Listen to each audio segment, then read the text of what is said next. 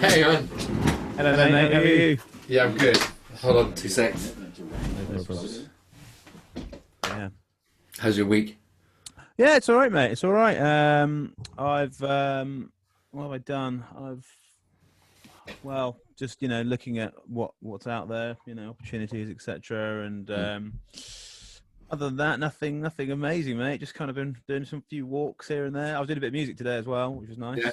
nice. So yeah, keeping busy. Yeah, yeah. Busy as much as I can be. Are you trying to get back into sales or No, you don't I'm really leaving. care? I'm leaving the game behind for Yeah. now because I just think it's old. It's old school walking in and doing that sale because people Yeah. don't want it anymore. People are so saturated by that the age. I feel like the age of cold calling and that was in the 80s or 90s. Because people didn't experience that. It was like, oh, hi, sorry, yeah, how are you? And now people get such a high volume of advertising and Yeah. cold, emails and on your Facebook, on your whatever, that you're Yeah. basically so numb to it. And the chaff is only getting you're advertised to now everywhere. Mm. Like unless you pay for the privilege not to be. Like I got YouTube Exactly. Premium. Like Same here, and it's fucking expensive. It's 15 quid a month. it fucking is, but I would I no couldn't like go back. as long as I can afford it, I'll do it.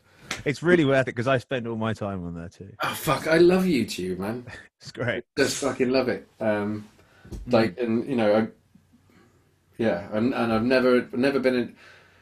Like the bill is high, and it is there's the Google thing and all of that kind of stuff. But yeah, it's fucking amazing. It's a university. Oh, for sure. Yeah, That is literally. I mean, it sounds to somebody who probably doesn't understand it in that context. It sounds a bit embarrassing, but I've learned a lot of everything from there. There's fuck not yeah. one. Yeah, there's not one thing on there that I don't think you would understand. Like you couldn't kind of understand a bit more or get multiple opinions on I mean, things. Like yeah, you could follow hateful shit all day long if you want to, mm, but I use yeah, it. I use it to stay informed. I yeah, like that. Like I it's that sort of world of Joe Rogan and all of those expansive podcasts that have come yeah. from that kind of thing. That's essentially where I get my day-to-day opinions and editorials of the fucking Exactly. world. Same Like, here. Exactly. Because you get the highlights, these condensed clips, which come from as well mainstream news and mainstream interviews and stuff. And if anything, it's slightly more honest, I think, because obviously the news, corporation, we're not getting too bloody into it or whatever, but the majority of them are kind of all under the same umbrella, if you fuck yeah. do. You look at it, and they do obviously have specific narratives that you go to, and obviously, kind of Joe Rogan as an example is quite good because it is kind of independent, and as far as we know, or it certainly was, The one I'm watching at the moment is, have you heard of Brett Weinstein and Eric Yeah, Weinstein? yeah. It's the Dark Horse one, but it's one of the campfires that he's doing around this Unity 2020. Right. You heard of Unity 2020? No, no, no. So essentially, him and his brother and various other people are involved in a political movement in the US at the moment to put two non put two candidates on the ticket nationally for the general election for president and vice president. They will be drafted, so they've decided on two candidates, and they will draft those candidates as a national service thing. They'll decide one will be from the right wing Hmm. side, one will be from the left. At the moment, I think it's Tulsi Gabbard and Dan Crenshaw. Is this for this coming This for election? this election cycle, Oh, and so they're behind this political movement to kind of drive this through. The one I'm listening to at the moment is like what they're calling these campfire things, where it's Justin Amash, who's a congressman who's about to who will not be running for re-election for Congress because he's fully convinced that it's completely broken the process, everything about it. But what's interesting about to say all of that, like, and I'm happy to talk more about that, but I'm getting my news on that shit from an evolutionary biologist. Like, yeah, exactly. like Yeah. it's not a guy who's given to like fits a Exactly. fucking peak or Exactly. running his mouth off. It's a guy who spends his whole fucking time thinking really hard about shit. Yeah. And they Like, finally have a platform that's not structured within set questions. It's like a absolutely. it's a full conversation. So actually, yeah, I mean it goes without saying. Once you've dipped your toe in, then you're just like, okay, great. Yeah, Um, here we go, yeah. and then Why would I? you Why spark a would bit I more. watch CNN? Why would I Yeah, watch I fucking would BBC? Like, I would yeah, never, I would no. never. How's the tunage going? And by the way, I listened to can't remember what they're called now. Um, you told me to listen to them, and I did as I Oh, left. Yak. Is it Yak? I think it was Yak. What was the song by Yak that was well known? Uh, hold on. Let me see. I should be running the sound you should hear from if I play something on here should be from my desk. Okay, it wasn't Yak. I could tell because it was a song that begins with a W, like Willin. Oh, Little Feet. Little Feet. That's the one. Yeah. So I listened to Willing. I think it was. Did you? Yeah. I liked it a lot, and I did possibly recognize it. But I liked it. I liked it a lot, and Yeah. Which so version? Which did you watch a live version or? just on Spotify, just as I was walking home. I'm Oh, walking okay. back, from the tube. Right. Yeah. Um, There's some fucking awesome performances. There's one on the Old Grey Whistle Test. Have you ever watched? Do you know what the Old Grey Whistle Test? no. So the Old Grey Whistle Test basically was like the alternative Top of the Pops back in the 60s. Right. It ran actually all the way through into the 80s, and it was at the end. It was always presented by this like famous DJ from Radio 2 called Whispering Bob. Can't remember his actual name now, but anyway. And like there's performances on there of them in the studio at ITV, was it BBC or whatever, and like there's some amazing but yeah, just an incredible band. Like, and Lowell George had this idea of like quite often like a lot of their tunes sound like they're in an odd timing. It's all 4/4 though for the most part. It's rock and roll like for the most part. But he had this kind of idea of I can't remember what he refers to it as, but it's like Compartmentalization. Yeah, of like a theme, like themes. Yeah, that's right. That's right. Yeah. Of like themes, so the song will move. Like if you listen to something like Dixie Chicken, or anything that's a bit more rocky out of them, not so much Willing, then you'll find that like it moves in a really odd way. Yeah. Like, but just rocks. Cold. Have you ever heard of Cold? No. I'll have to check these out. Yeah. There's a let me just find. I can't remember. There's a really good like if you just want like condensed Little Feet. There's a really really good best of that covers pretty much mostly just Lowell George because Lowell George died and Little Feet went on for quite a while afterwards, but really the pure, as always, is going to be the founder. Nice. I used to be very against like songs that kind of were a bit, all over the place or didn't follow these. I don't know how to describe them, but like perfectly put together major or minor chords. I used to be very kind of like, oh, well, that's not a very good song, is it? It just didn't appeal to me. It made no sense. But in the last few, 4 years or what have you, don't know who I've listened to that's kind of thrown me off a bit. But yeah, certainly a bit more obscurity. Like Father John Misty is an interesting character. So the guy from Fleet Foxes. I had never really got into Fleet Foxes. I used to save songs onto my Spotify from the. Do you use Spotify or Apple Music? Do you know I've started using Spotify for the first time since I put something out on it. Oh right, what were you using before? Apple. YouTube mostly. You just taking stuff from there. Yeah, and if it was new music, I suppose actually if it was new music, it would be Apple. Let me say, Spotify is genuinely the best. I used to have, when you used to buy the whole library on iTunes, and I did that for years, and I was so precious about this library that I'd invested in, which is probably peanuts. I was hugely precious about my CD collection. Yeah, yeah. I mean, all Yeah, these mediums that yeah, disappear, exactly. Yeah, yeah. and and yeah. So like I used to do that, and then I don't know when I moved on to Spotify. I mean, I think it came out around 2008. I mean, don't quote me on that, It but did. around about that. You know, it did because I had a since lockdown we've had this like family quiz Oh, every is that Monday, Wednesday, right? and the question in the last quiz was when was Spotify? I put 2000. I was fucking miles off. You were bang on. It Oh, was oh, 2008. right. Well, there you go. Yeah, Um, yeah, I mean, I'm locating that to a memory, which is like just a New Year's Eve with oddly with like family and family friends, and yeah, the other bloke there was like, oh yeah, we've got this Spotify thing, but during that time Spotify had ads, I think, which were compulsory, so we were listening to music and then there would right. be this constant advert that would come in, Yeah, and I was just like, this is shit.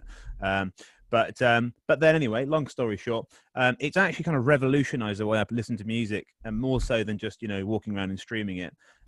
And that's because of some of the features it's got, which I'm sure people now will just find this extremely boring. But if you haven't used it, it's really good. So it's got, for I'm example, discover. writing this down. Yeah, you should, because Yeah, it's brilliant. So obviously, you need to start building out your library. So you just, basically add the songs to your library, and that's obviously free. It's all in one place. But then what happens is every week there's a playlist that I subscribe to. And it's a personalized playlist that Spotify makes for you based on your library and what you've recently listened to, called Discover Weekly. right. And what happens is every Monday you just go onto that playlist, and it's got all new songs that aren't in your library that it thinks you'll like based on your listening. And And the more you choose, presumably, the more it refines. yeah, and then you can add them, and you can like them, and you can say, oh, I don't. You can thumbs down ones you don't like, etc. Yeah, And then it will constantly kind of evolve. So that for me is how I discover now like all of my new favorite songs. And then beyond that, it's got this thing called radio, and I just assumed for the first 3 years that it was that I used it. It was radio, and I was yeah, like, great, but I don't give a shit about radio. But actually, what it is if you go on a song or an album or an artist, and then you go whatever, more options, etc., and go mhm, radio, and you can radio all of those three things. And what it does is it creates a playlist instantly off the basis either of that song, so it'll just make a playlist of similar sounding songs to that one, or similar sounding albums, or similar sounding musicians. right. uh, Okay. and you could just say you've got a dinner party or something, or you've got people around for Yeah, drinks or yeah, whatever, yeah, and you're like, oh, I fancy Van Morrison. Then boom, it's yeah, just yeah. amazing. It's brilliant. That do you know that's interesting actually because I've missed out from this conversation. Actually, the one that I've been using the most recently, which is Amazon Music, Okay. Prime Music, Never and it used it. has that radio feature as well. Okay. So I've come across that before, but the Discover Weekly thing that sounds really interesting because Yeah. that's like I assume that's going to work around the same efficiency as Netflix, which is pretty fucking good at that shit. Yeah, yeah, yeah. It's I mean, I think it's great. And then what's funny is if you have a week where you're listening to some really obscure stuff, or like for example, you're with your friends and then they make you play stuff on your your Spotify, then the week later you'll have an absolutely garbage, Discover Right. Weekly. Because like if you go a bit more, I don't know, I listen to all types of music, so it kind of goes in waves. One Yeah, week I'm yeah. listening to Nigerian funk, and then the next week it's Kate Bush. So Yeah, yeah. No problem, okay. Love Kate Bush. well, she's great. In fact, she's an interesting writer based on touching back on kind of what we were just saying about not liking irregular patterns. And actually, she's very she does write irregular. Yeah, She's I mean, she's completely crazy. Yeah, she was always against kind of that traditional. I think I Yeah, watched a very rare. I think she's only done like 2 interviews or something. I think you're right. Um, Yeah. and there was some insight on it, and she was just like, yeah, just hate that sort of classic G D C, whatever you want. I don't know what it is, but It's yeah, I it was interesting. I was going to say where like that idea of the perfect major or the perfect minor sort of like structure. mm, Like so I think we spoke about this the last time we talked as well, but my kind of like major influence started, as I said, with the Stone Roses or whatever. It was all a hark back to the kind of 60s Mm. And then immediately I fell down the rabbit hole of things like Little Feat, and that Mm. all happened pretty quickly. And it's the very common thread then through everything. And all of that's based on this idea of imperfects and imperfection and chaos leading to emotion and resolution kind of Yeah. thing. Yeah. Now, I know those are kind of musical terms as such, but I've never equated it to any kind of musical structure other than a kind of 12 bar blues or something along those lines that's very easy to navigate as a very basic thing that you can just, without really knowing a lot, add noise to, and Mm. sometimes that just sounds all right, kind of Yeah. thing. So like, where do you think, like, does that come from? What are your specific things that you think lead to that kind of idea of Mm. there's a structure that needs to be adhered to? And I'm not saying obviously you're moving beyond that, but where do you think it came from initially? I don't know. I think it's probably just based on, what you listen to, what you understand as good Yeah. music. So what So was that? yeah, so I guess I'm trying to think. It's so hard. I really struggle to pinpoint. Um, I mean, it obviously starts with what's played in the car when I'm Yes. driving. When I was driving, being driven around when I was younger. Exactly. Yeah. And that obviously, I remember there were a lot of the Beatles, David Bowie, just classic 60s or 70s, probably more, but classic 70s stuff, whether that was Pink Floyd, Joni Mitchell, I mean, she's actually a bit up and down. I've only really got into her because she doesn't write classically either. She's No. a very interesting guitar player. Like Yeah. I actually, when I want to play something new and I want to write a new song that doesn't sound exactly the same as all my other ones, I'll go on YouTube, funnily enough, and I'll look for somebody I really love and I really like songs I love. And then I'll just learn that song. And there's a chance, because I've never had a guitar lesson in my life. I mean, there's a chance I still don't know a lot of chords, and so, yeah, I tried to do some Joni Mitchell, and I just regretted that instantly because each song is a different tuning, and then it's like a weird, just very bizarre. Yeah. But she's just incredible. But yeah, so I think classic bands like that definitely formed. Elton John, singers, Queen, and stuff like that. Where Yeah. I know they're not all strictly by the book, but it does seem to have a melody that makes sense. Oh yeah.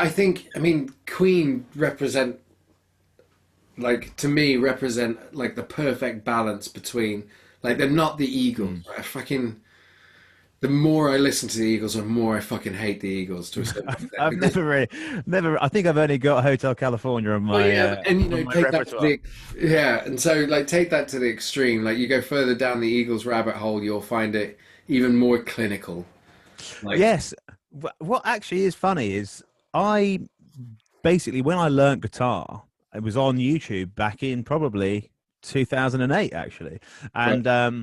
and that was the first song I think I played was Maggie May, and that's Mm. G D A. Oh no, sorry, A D G. Who cares? It's one of it's Yeah, those yeah, three. yeah. Someone. Small Um, faces, right? yeah, no, it's just the faces, the faces. Faces. That's But right. I then was like, oh right, I want to learn. Like I won't do this long, but I thought, oh, here you go. I want to try and learn faces. So I think it was like, oh.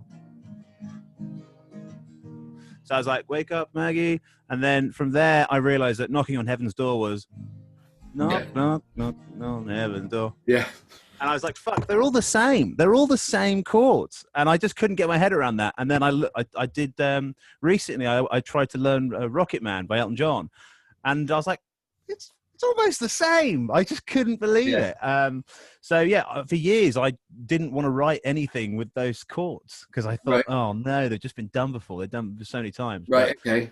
I've kind of come back around and tried to, because it's actually, it's what's on the top. And then kind of what comes in that Yes. Yeah. You were saying this it's the last time. Yeah. it separates things that turn them into their sort of identity. And it's not until you really well, if you take the effort to think about it, I just realized that a lot of songs have, very similar, but just subtle nuances that make them. Yeah. I think that I mean the skill has to come. The skill has to come from not necessarily being any of the technical side of it, or not that I'm saying that there doesn't have to be some kind of technical side to it, but from being able to capture that kind of lightning in the bottle moment, Yeah. and then also then not just capturing it, but then once you've captured it, being able to retain the kind of magic Mm. as you build it out. Like it's Yeah. got to be that same thing, and that's either in a that's either in a situation where you're in a room with people who have like mind and you can do it, It happens. Yeah. or it's a drier process in our current kind of situation where you're trying to visit it in that spirit all of the time. And but you're right, like the technicalities don't matter if the feel, in my regard anyway, if the feel Mm. and if the if there's enough forgiveness because of the feel of it in time, it doesn't fuck up massively, Mm. but there's something there, then you're doing your job well enough. Exactly, exactly. Like that is such a that's where the importance lies. I think I can't describe it, but when you've recorded enough stuff, you or just played enough in like a rehearsal room with friends or in a bedroom, it doesn't really matter, does it? You're making music either kind of on your own, which then is with other instruments that you've done or layered or whatever. But there is something that you'll feel, and I think that's typically where the melody will kick in for me, and that's how you kind of like, oh shit, I'm on, this is I've got it, this is the best one I've done. And then you kind of you get that spark and then you go with it, and then I could sit there for hours. Yeah. But then there's been times when, like even today, I'm now on the sort of, I can't even put a figure on it, but this is probably the 16th attempt of a rewriting what I think this should sound like. I don't know what it is. It's got no lyrics, but I'm just there's these certain chords I've been, you've had, and then there's not enough emotion inside of me for some reason. I'm just a bit lull of it or whatever. There's nothing inside of me, no feeling that I can possibly put onto that melody or sorry that sort of riff. And I was listening to an interview the other day. Do you know Nick Mulvey? No, I don't think so. He's a great musician, current musician. He's Right. kind of plays a Spanish guitar. He's a bit, do you know Jose Gonzalez? Spanish guitar No. dude. He wrote the song, the one called Heartbeats that was sold to Sony, and it was on that LCD like TV screen advert. Okay. And you probably would reckon we have all those like bouncy balls jumping down like a San Francisco hill. Right. Anyway, too much detail, No, but I yeah, remember the advert. I just can't recall the music. Heartbeats. I've forgotten how it goes now. I've forgotten, but But it's anyway, a a dude, song. like a But yeah, dude. this guy who's very successful, Yeah. and he's a singer songwriter, and he was like, yeah, so this new song that he's got, which is amazing, I love it. It's not that new, but it came out a couple of years ago. I love it. It's brilliant. Right. And it's actually very similar chords to that, but I didn't know. I couldn't work that out. And he was like, yeah, I've been sat on this melody for like 15 years, and I never could write anything on it. And then one day, I sat down, and it just came to me, and now, here's that song. Hmm. And it just sounds so well put together and so well thought out. But this guy just had no idea what to do with it for years and years, Yeah, and yeah, then you revisited it, and then it happened. So yeah. I mean, I think, and that, there's, I definitely have, like, um, there's at least a couple of songs that I've been playing since I first learnt guitar, like, mm, that have never gone anywhere. I played. Well, there's one where I played it in several formats. One where, yeah, and um, and then I've recorded it several times. Like I think you always have that kind of stuff hanging in the background. yeah, Like I learned it was the only riff I learnt. yeah, Right. So it was yeah, what I played all of the time yeah. and got better and better at it. So, you know, Have you ever written a song and recorded it and then realized it's exactly the same like structure and everything? It's just you've somehow and detected that it's exactly the same as something you've already written and recorded. It's just you've either changed the tempo, you might have yeah, changed like the swing in it, and obviously the yeah, melody's different. I thought it's so funny. I've done that, yeah. Maybe probably only quite once or twice in my experience, but yeah, yeah, I have done it, and yeah, it's interesting because it'll mainly be an evening where I've got lost down a rabbit hole, and I'm like, this is like the newest, greatest thing I've ever done. Yeah. And then the next morning, you like listen to it, and you're like, Fuck. uh, hold up, yeah, Oh god, it's brilliant. I've done that, and I've got to the end or something, and I've been like, oh god, that is fantastic. And then I've like, I don't know what I've done. I've just tweaked something in my mind, and then I've gone, oh my god, that's exactly the same yeah, one. It's yeah. exactly the same. Yeah, I think it's quite often it's like I'll pick up, like I'll have played it in some form, and then I'll pick it up to play it, and then I'll find that I'm doing something that I don't recognize from the session I was playing last night, and then I'm like, oh, that's why it's that same fucking bit. Yeah. Same stuff. Can you show me Cubase? Yeah, of course I can. Yeah. I don't think I've ever seen. No worries, my friend. I've got it open now, actually. From let me. So, shall I? Do we just screen share? All right. Fingers crossed. Fingers crossed. Does that work? I think it's working. Yeah, Cool. Tell me if you can see that. yeah, I can see that. Yeah. So this is something, I was messing around with today. But yeah. So it's pretty. I think it's fairly It's good. easy for me. Yeah, to go through stuff. But I don't. When I record, I should really add colors and make it a little bit more, a bit nicer You're to being see. very tidy. I mean, not Guitar. tidy. You're being very chaotic. Not Yeah, organizing.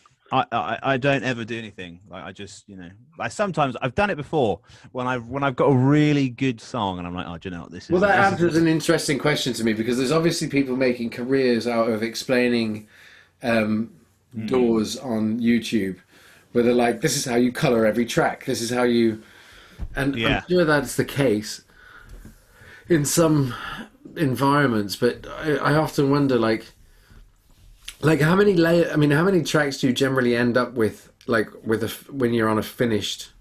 Good question. Yeah, it varies. As time's gone on, I thought, oh man, like I remember a very long time ago when I first got in the studio, and there was somebody else in there. This is like we were sort of sharing the studio, whatever. And I walked in and I saw their, layout on Cubase, and I was like, oh Jesus Christ! And it was like stacked. There was so many on there, and I just thought, oh god. And they weren't normal. He sort of cut things down, and Yeah, it was it was really, really intense. But I kind of typically, it depends. Sometimes some of my stuff I put out recently have only got eight or nine. I'm quite enjoying using the effects a bit more. So this I think we discussed this already, but this sort of Abbey Road little doozy here. And you can change the tape. yes, yeah. The J37, that is, isn't it? Yeah, the speed, etc. And I love this. I think this is great. Do you know, I just started using it on drum tracks. Yeah, I do it on everything. Yeah, I literally do it on everything. I don't know whether it's just a bit of a placebo, but I feel like I'm like, oh, that sounds. No, I don't think so because I can't remember what it was that I started doing. So two things I started doing when I was on that camping trip, listening to the rain all the fucking time in the awning. Two things I started doing was using this on drum tracks, and I think it was it's got a reverb section, is that right? Or delay. It's got a delay on it, and if you wind the delay way down, you can get kind of a Bonham type effect. Yeah, down here. Yes. Jeez, yeah. Right, so I started using that on drums, and then also I started using just the basic Logic distortion plugin on vocals. So Yeah. it's bust the vocals into one off to a track, and then add distortion to the bus. Right. Does that make sense? Yeah, it does. It does kind of. I would have to. Yeah, I'm terrible at that stuff, but it makes sense. But yeah, that stuff's great. It's the only plugin I've kind of bought because what I was thinking was I always watch. I spend quite a lot of time finding musicians I like that I know are kind of independent-ish that record at home. Whatever you can find them along the way, but Yeah. they tend to have little videos on here's my setup, this is what I do. And that's quite encouraging because you see them in their room, you know, and actually they're not living in a mansion somewhere, and you're like, oh shit, what am I wasting my time for? Or maybe does that mean I'm a musician? Um, but yeah, so Yes, you I think it does. Yeah. yeah. But you see that, and yeah, most of the ones I've seen, they actually are using these analog, real analog recording Yeah. thing, and then they have them going into their door somehow, and I'm very interested in that, but I think it's expensive, and I think it's Oh, probably fuck yeah. There's overkill as well. there's a channel I've called I think it's White Sea Studios or something. It's this Dutch guy. I can't remember his name. But anyway, Yeah, he has a tape machine in his studio, and he was explaining it. And Jesus Christ, yeah, it's not what you think. Like, it's not just like my mate's got a 4-track Sony tape machine. It's not that. Like, yeah, it's not all that. Yeah, it's a very different thing. It's a thing that's got like electricity modules in it that you have to replace. That has tube technology and switching elements and all kinds of fucking shit. yeah, I can't be dealing with that. This is Halion. Halion is like Steinberg. So Steinberg owns Cubase, Right. and yeah, Halion 6 is like their main. Oh, I'm sure there's a newer one now. This is fairly new, but it's like their main sound folder sort of thing. So you can get really nice, good pianos and stuff on here. Um, and I typically just use the pianos, I find on here. But there you go, some rock drawbars. I don't know why I was doing that with, but yeah, so that's got quite a nice sound library, and they're all pretty good. Another thing I've got, which actually I think I've still got it. I know I lost something along the way, but I think yeah, symphonic orchestra is a really cool piece of kit. I think this is the one. So I don't know. I don't think you've ever. I heard strings on the last song you did. I don't know if you did. Or did you? No, I haven't put any strings. Nothing that I've got out has got strings on it.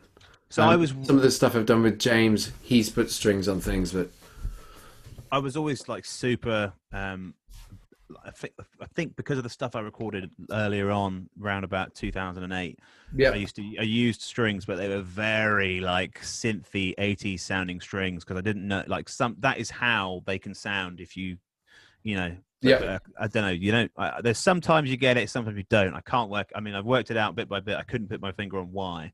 But anyway, I saw this video and I thought, oh my god, those sound amazing. And they were comparing a live like quartet or a live ensemble versus somebody that programmed it on this, and it was like near enough identical. And I was really impressed by that. So I paid for it. I don't know how much. I don't think it was too bad. And then I kind of moved away. But you can do quite good stuff with it. You can the dynamic range, the attack. I know you can do that on most stuff, but you can warp it a bit. right. That you can change the velocity and stuff. It's actually really good and it sounds great. And then you've got all the different options on here. And I recorded a song on my last sort of the only album I've ever put out, which was whenever that was, a few months back. Yeah, And I thought, no, do you know what? I was writing this song and I called it Dead Hippies. And I thought, oh, this song is just too good for that. It's just too good for that. I need real strings on it. So I went on Fiverr. You ever been on Fiverr?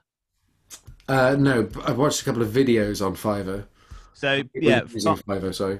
yeah, Fiverr is obviously, just people selling their craft. Yeah, And there was a person on there, and the better you are, the more reviews you get, that exactly that, etc. And then they charge more. And there was a lady who was a violinist, a Russian violinist, etc. right, And I paid shamefully around £250 for her to basically write this. That's part of the problem, which I've realised. But basically, she had to write an accompaniment via strings, etc., and then send you the live recording, and she layers it.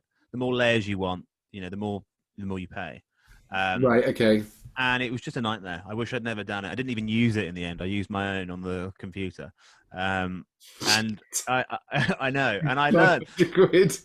Oh, it was terrible. It was absolutely terrible. And yeah, you basically what I learned from that experience, okay, is the silver lining. What I learned from that Yeah. was that, firstly, don't do that unless you're bothered to write the full sound you want as a MIDI file, so that she doesn't have to do it herself. Because I went to her and I just thought, well, she's a professional. I think she's going to have a better idea of what sounds good than I do. But that's not the case, because it's your brain. You can't really Yep. you've always got an idea, don't you?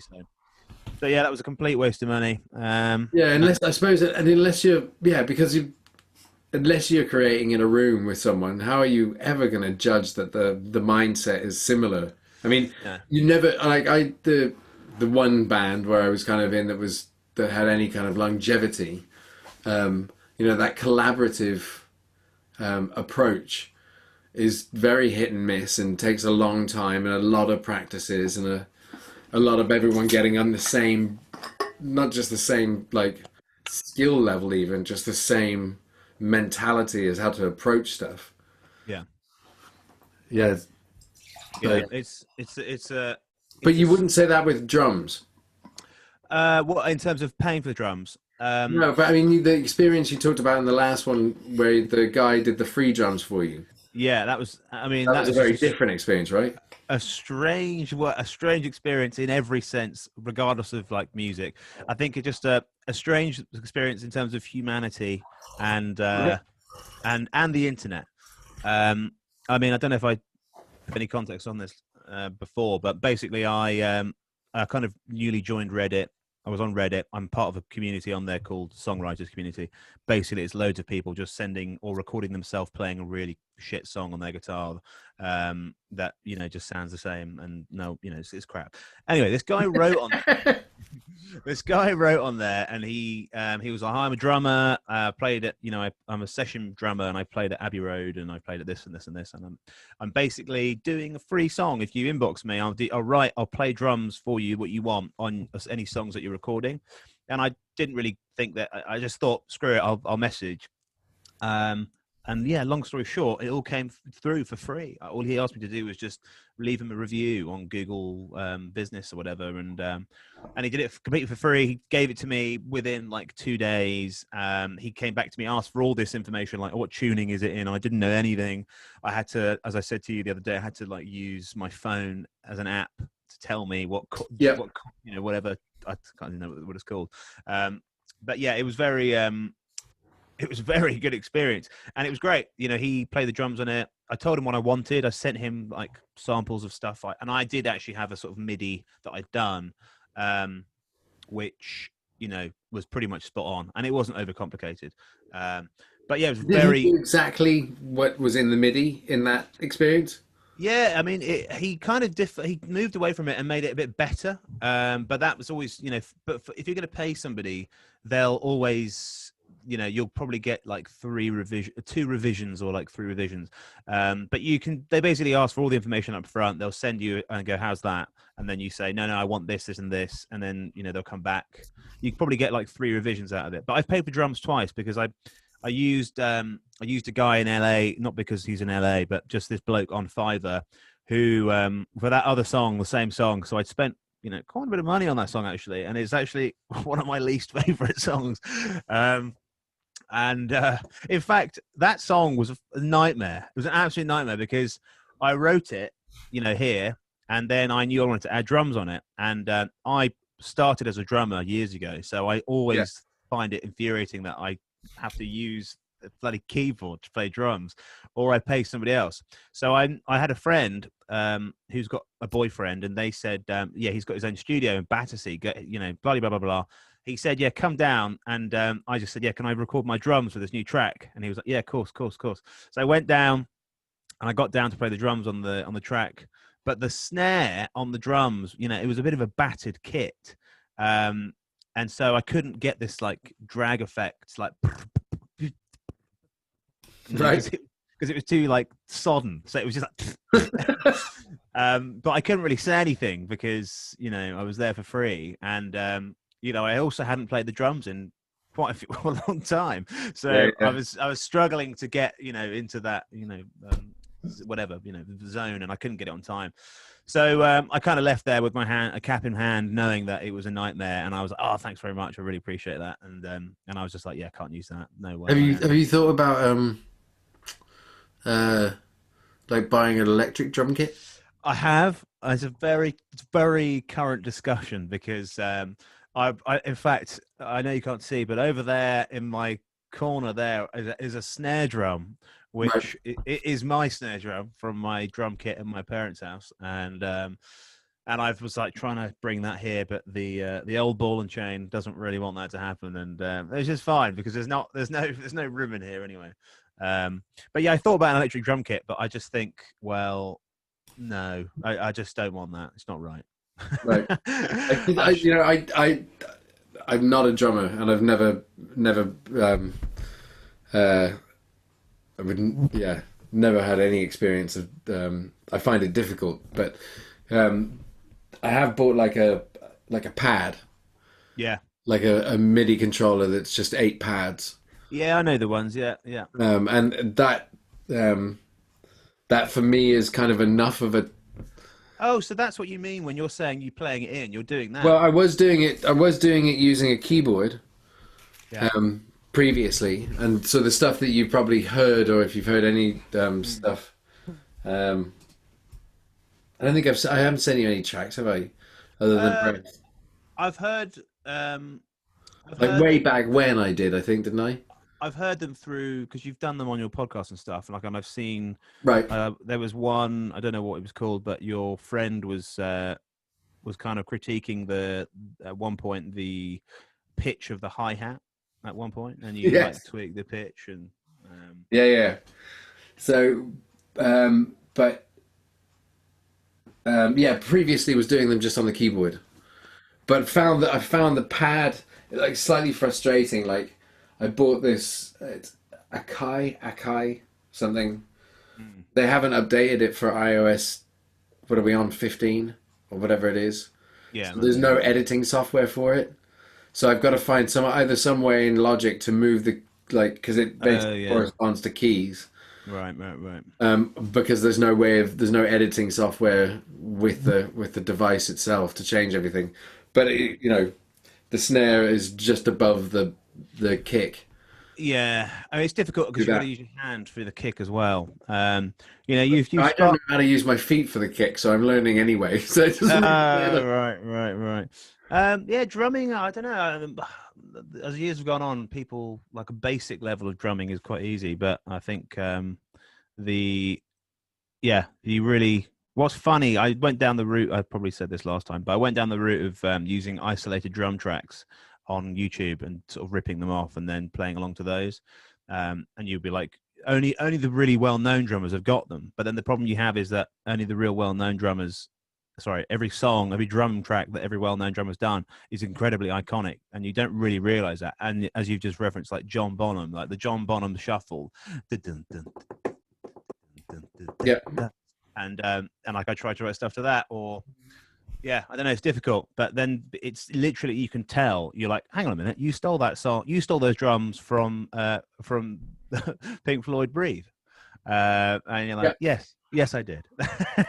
so so yeah, it's difficult, but I wouldn't. Yeah, I think drums you can definitely find somebody who if you look it up, and there'll be someone in there who kind of appeals to you and they've got the same interest in music. I think that's the key. Find someone that effectively you think has the same taste in music, and ask them, maybe send them the track and say, sorry mate, don't know if you like this sort of stuff, because if you do, I would need someone to do drums on it, and Yeah, I I'll mean, play for I've example.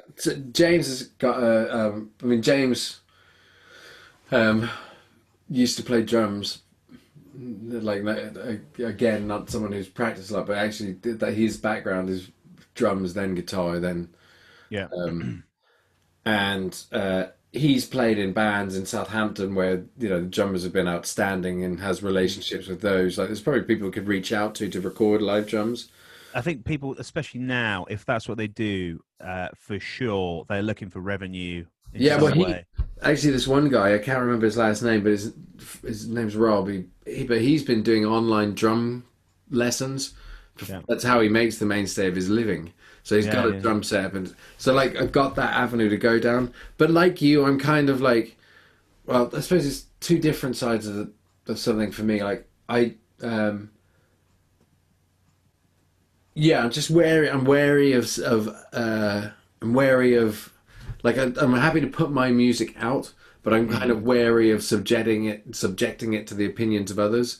If that makes Yeah, sense. So there's exactly. It's an like element of that, and also there's an element to me of keeping it being mine, or being a yeah. very close collaborative group of people who I kind of, like you just said, are like-minded. Like I know Rob, but I don't know him well enough to just sort of shoot the shit with him. Like, Yeah.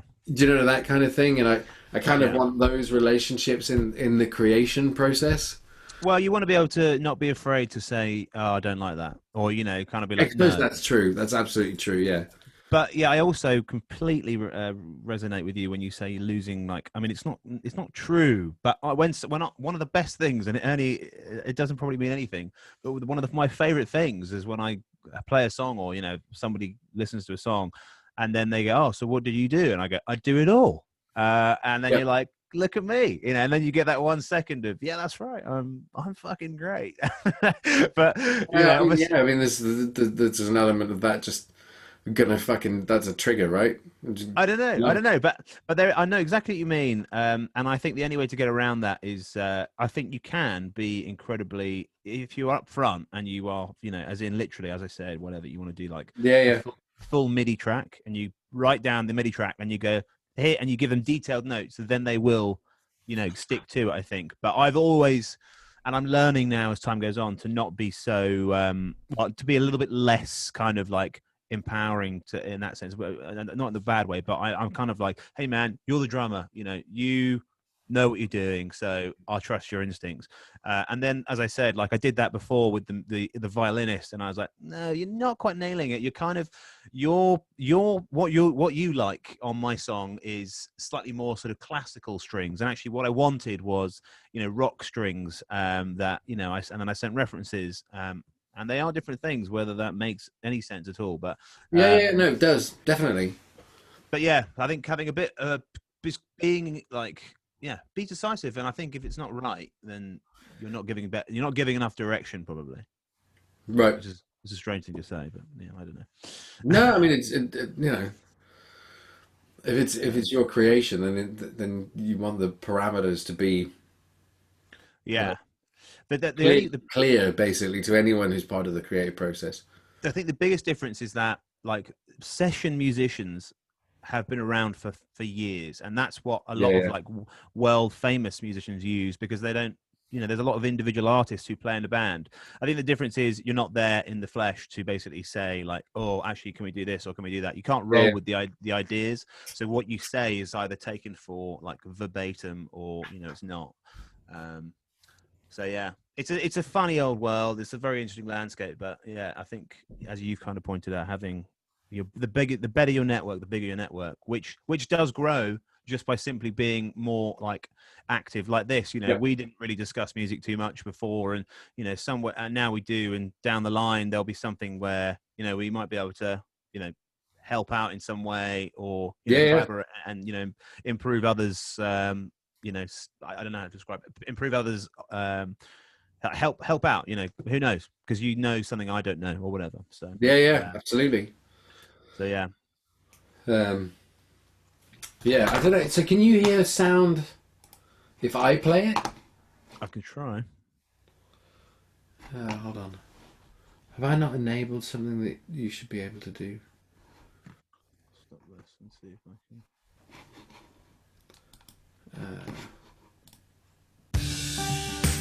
Yeah. You can hear that. Yeah. So this is what I've been been playing with this for a while. And again, this is me fucking around with a virtual drummer.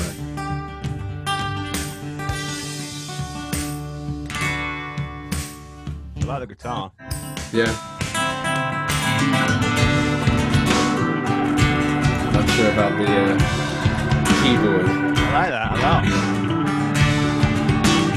It's really nice. Yeah. Yeah.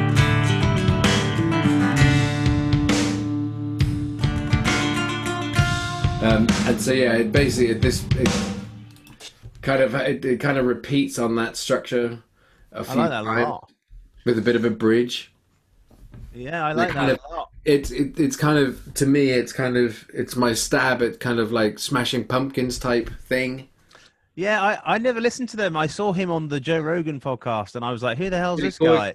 Yeah, Me, yeah. and then I started listening to it a little bit. That sounds almost like it could be. My take on that would be like slightly.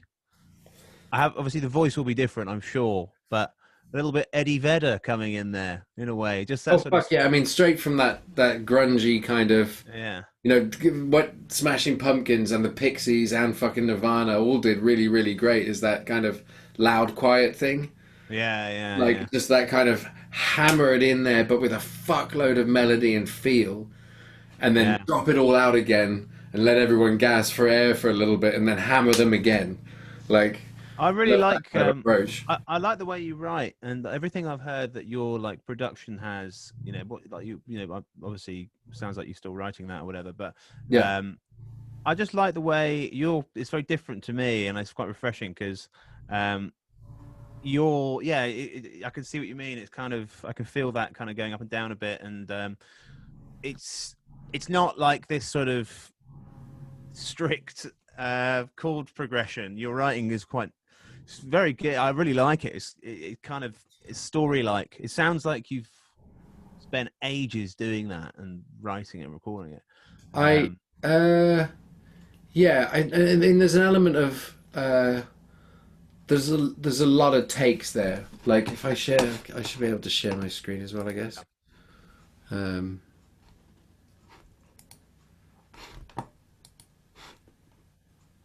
I think yeah, and the drum sound is that on the pad.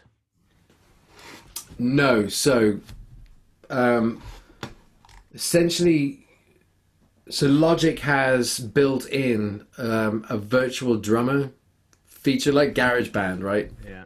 So it's very GarageBand like. And what you can do with that is you can choose a style of drums. And I've chosen like what's this retro rock, like it's straight out of that And that's Eddie Vedder, Pearl Jam, like that's the type of drummer I've chosen. and does it do it for you? You just choose a Yeah, you specific choose. Well, you can ask it. So what typically I end up, or I used to end up doing, and I probably still will do on to time as time goes on, is rather than use a click track, I'll use the virtual drummer to build a very, very simple drum track. then follow that. Hi-hat and snare, or you know, kick drum and hi-hat, or something just very, very simple to give some feel. Because the other thing you can do with a virtual drummer is bring in swing, Yeah. You can bring in feel, it. and ghost notes. Is this Logic? Is it? This is. This is Logic, yeah, and Logic has a bit more, but GarageBand will do the same. I've used GarageBand probably first, but you know, I assumed my understanding of GarageBand was that it was just pre-made like sounds, and you just put them together, Right. and that was Well, that so yeah, that's true. So in Logic, what you have is what is called producer kits. right. So if I go to Can you play that again, by the way, from the beginning? from the top, Yeah. And that's acoustic guitar with some stuff on it, is it? that's yeah, and that's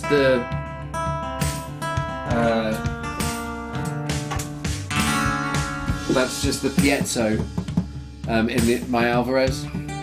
Yeah. Going through this DI box, and then into the desk, and then into Logic. Like that a lot. Yeah, and that's so. I literally recorded the organ for the first time like last night, so very raw, like. And then it just so at the moment there is some vocal on this, but it's fucking awful. But this is my idea. So like again, Eddie Vedder-ish type. And that's and then the bass is this fucking old Honer thing.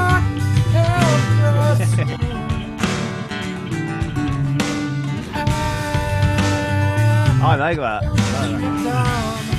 Yeah, and then so it's got that basically repeats, and then it's got this kind of section.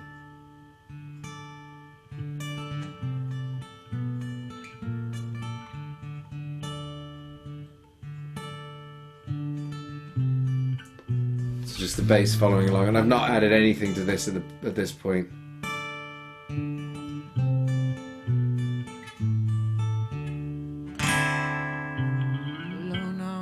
I like it. So have you written that? And then it basically finishes with a repeat of that.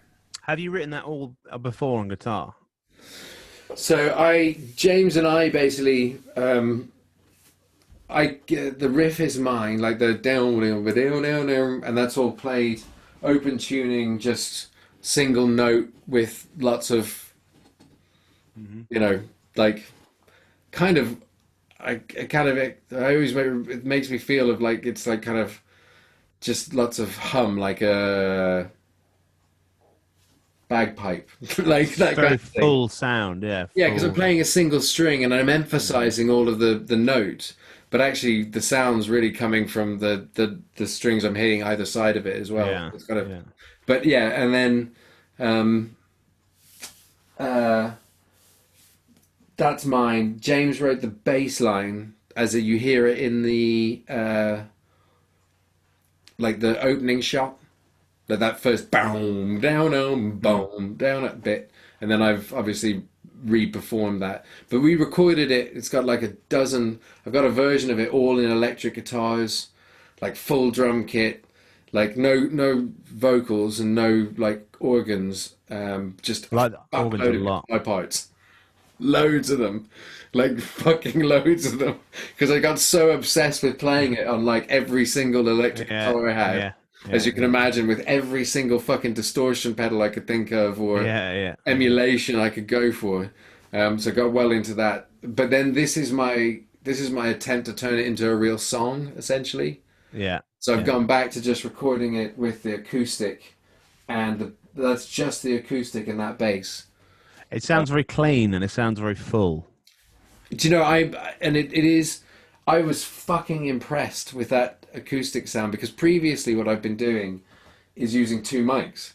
I've been setting up a mic on the neck and a mic on the bridge. Yeah, you said the other day. Yeah, And just going straight into that and then bussing the track through some reverb. yeah. It's a game changer. It's fucking done. Like yeah, it's just done. I don't. There's no setup. I just plug it in, fucking go. Yeah. And that Alvarez has got what is it? It's LR bags, Right. the pickup. So Yeah, it's a yeah, yeah. pretty sophisticated, like decent sort of piezo with a nice EQ on it and stuff. Not a nice preamp, sorry. Not that I EQ it at all on the guitar. All of that's done on that DI box.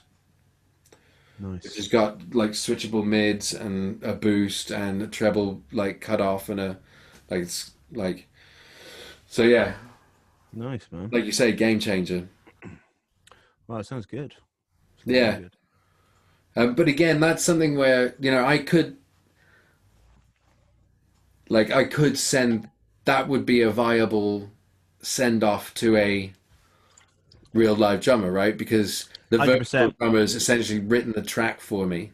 Yeah, I would send that. I think that because it's very drum heavy. Yeah. I think I would do that because then I don't know what it is. It's just human touch or something. But even it's those subtle inconsistencies in the drums that, ironically, you try to eradicate, but actually make the song sound good, and open them up.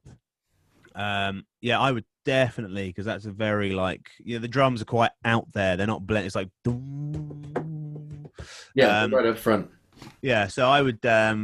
I mean, yeah, obviously write the full song, and then do it last. The last thing you want to do is send it to them, because then there's nothing that you build on afterwards. They have everything in front of them.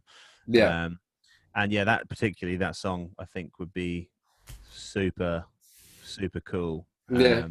To have real drums on it, I think would make a huge difference. You can try it anyway.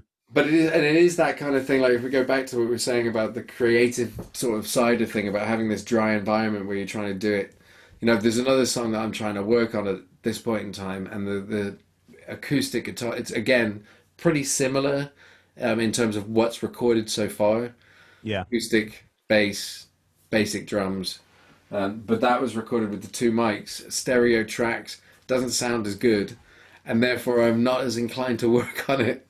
Like yeah. I just keep bringing it up, and I'm like, ah. So think I'm gonna have to go through the process of re-recording. Now that I It's found that sound. Yeah, it's an absolute nightmare when that happens. I mean, that's where I'm like, oh Christ, I've got to balance up, that passion with, you know, productivity. But yeah, Kev, I'm just conscious I'm meant to be picking up my girlfriend from work Yeah, of because course, man. she's been on a long shift. Yeah. Um, I've probably And got then the another only other 5 minutes thing or so. Is was, there anything else that you wanted to? I think not this weekend coming, but the weekend after.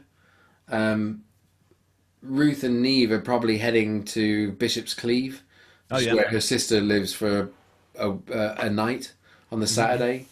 So, if we were thinking, if you did want to come and have a play, Yeah, yeah, a little jam. um, Yeah, then that potentially is not that we couldn't do it further down the line, but can that tighten up might with be the a good dates. opportunity. So, Okay, not this one, the one after, as yeah, in. I'll send you a date, like, and then if it works, Yeah. cool, and Yeah, perfect, mate. work from there. Awesome, mate. Sounds great. Sounds really good. And yeah, good. Let me know what's going on with that song. I love it. That's really, really nice. So, Cool. All right, man. yeah, Yeah, I'll send you across a version once I've got a bit more. yeah, sweet. And if need be, we can maybe get that dude on it for you because he'll do it for Well, free. well, maybe you could play the drums on it. I could try. Yeah, there is a drum studio round the corner, Brixton Hill. Yeah, well, we If can you see. finish it, and then We'll talk. I can have a stab at it, and if it's shit, then we'll get the other guy to do it. All right, man. Yeah. All right. Take it easy. See Yeah, ya. and you. Bye, man.